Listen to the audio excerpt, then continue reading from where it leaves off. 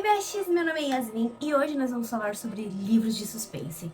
Afinal, era carta ou manuscrito? Óbvio que nós vamos começar com Verity. Com o que mais eu começaria? Eu acho que esse foi um dos melhores livros de suspense que eu já li na minha vida. Inclusive foi o meu primeiro suspense. Eu fiquei tão chocada. Olha o tanto de marcação que eu tenho nesse livro, tá? Os post-its aqui estão divididos por hot, medo, quotes e surpresa. Verity começa com a Lowen, uma escritora flopada que recebe a melhor proposta da vida dela, basicamente, que é pra terminar uma saga de livros muito famosa, de uma escritora muito famosa, chamada Verity. Nessa negociação, estava participando o marido da Verity. Ele pegou o contato da Lowen e basicamente ele falou assim: ai, vai até a nossa casa pra você poder ver as anotações dela no computador dela, se ela tinha algum rascunho pros 3 últimos livros e tudo, pra ela não começar do zero, porque na verdade a Lowen não tinha lido nenhum livro da Verity. Se alguém puder ajudar. Então ela não teria base nenhuma pra continuar a saga. Ela aceita essa proposta maluca porque, pra começo de conversa, se um cara desconhecido que tava te oferecendo uma proposta de emprego do nada te chama pra ir pra casa dele, Esse homem te odeia, minha filha. acho um pouco esquisito, sendo que ela nem sabia o porquê que a Verity não ia terminar a saga de livros dela. Ninguém falou se ela tinha, sei lá, morrido, tava internada, tava doente, ninguém sabia. A Lowen aceita ir pra casa da Verity, né, a convite do marido dela, o Jeremy, e quando ela chega lá, ela vê que a Verity tá totalmente debilitada, ela tá numa cadeira de rodas, e ela não reage a nada do ambiente externo. E a história começa a se passar com a Lowen no escritório da Verity, procurando documentos sobre o livro, ou rascunhos, enfim, qualquer coisa que desse uma fagulha nela pra ela poder finalizar essa saga. E ela também aproveita pra ler os livros que já foram lançados, que lembrando, ela não leu nenhum. Inclusive, o Jeremy e a Verity têm um filho super esquisito, eu tenho muito medo desse menino, mas tudo tranquilo.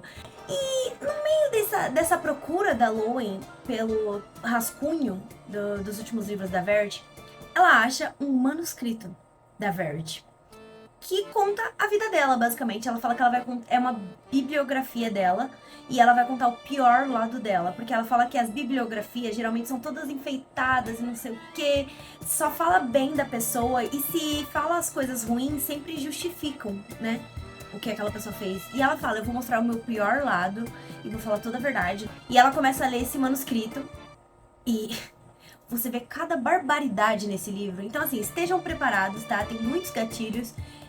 Leitura a partir de 18 anos, não leia se você for menor de idade.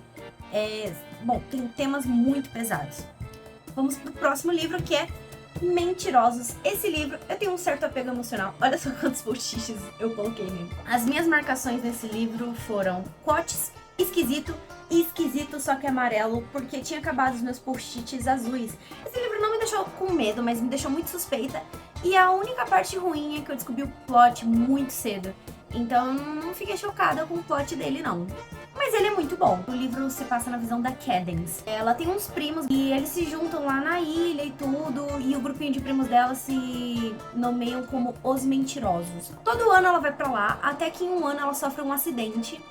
E a mãe dela não quer deixar ela voltar pra lá. Ela não sabe direito o que aconteceu. Ela toma uns remédios que ela nem sabe por que ela toma.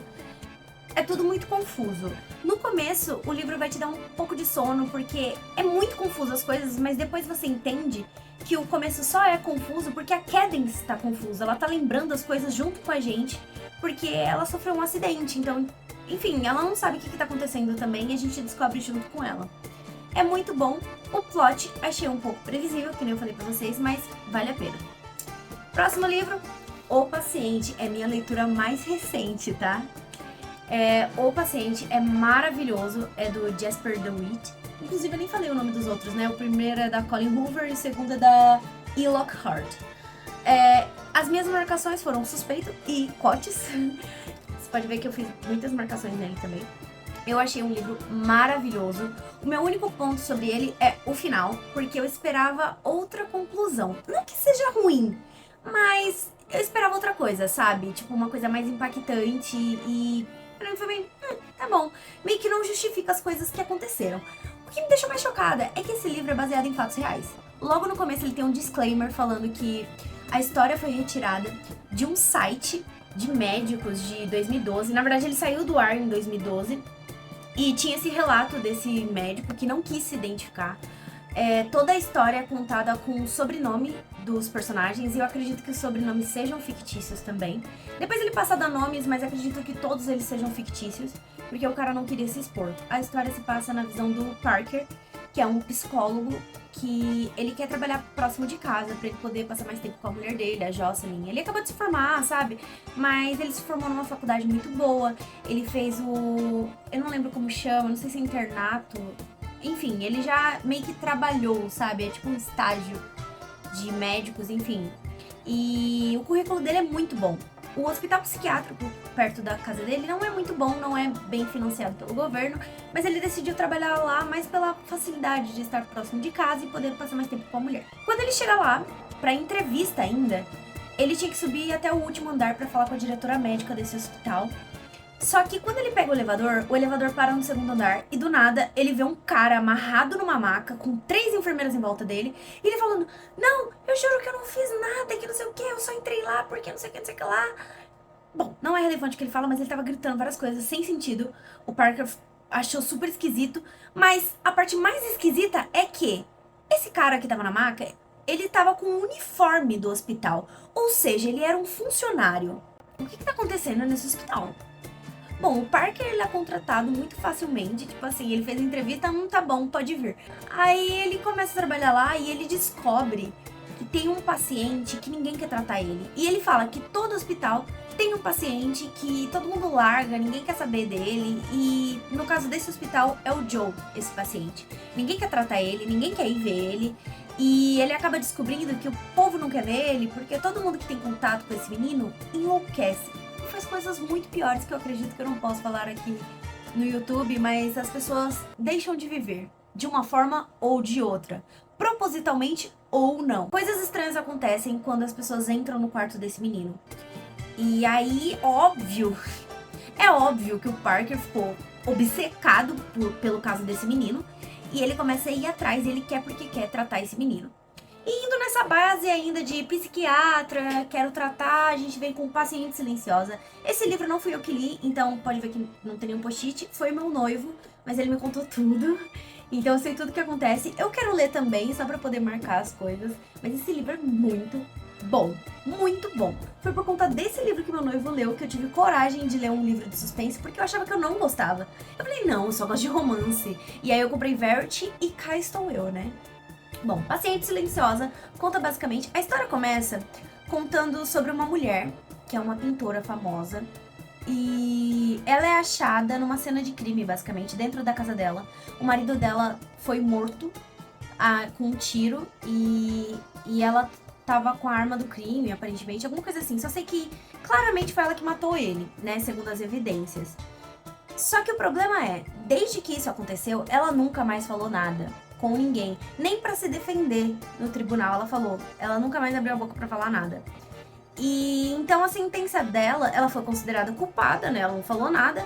E a sentença dela foi ficar no hospital psiquiátrico. E o protagonista, que agora eu não vou lembrar o nome, ele decide entrar nesse hospital psiquiátrico só porque ele quer muito tratar essa menina. O nome dela é Alicia. E ele quer porque quer fazer ela falar, bom, fazer ela, sei lá, reagir a alguma coisa. É bem no pique o paciente, né? Bom, aí ele começa a ir além do trabalho dele, porque além de conversar com ela, tentar tratar ela, ele começa a ir atrás das pessoas que ela conhece pra tentar descobrir mais sobre a vida dela e fazer com que ela fale. E ele tá basicamente fazendo um caso investigativo, porque ele quer muito saber o que aconteceu, se foi ela mesma que matou o marido dela, e se matou, por que matou. E ele começa a ser um psicólogo e um detetive. Então você fica assim, meu Deus. E o plot desse livro é muito surpreendente. Eu gostei muito. E eu tenho certeza que vocês vão amar. Por último, eu deixei Véspera. Foi o último que meu noivo leu. Novamente, não fui eu quem li. Não tem marcação com post-it.